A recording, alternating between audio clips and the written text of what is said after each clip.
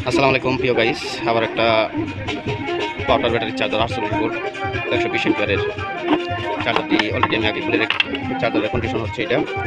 Indicator সব ঠিক আছে, কিন্তু এখানে লাইন আসতেছে না, মানে ব্যাটারি চার্জ হতেছে না। তো এটার কী সমস্যা, কোন কারণ হচ্ছে, তো এইটা বিষয়টা তুলে ধরার জন্য আপনাদের মাঝে ভিডিওটি করা। তো এর সমাধান হচ্ছে দুটি।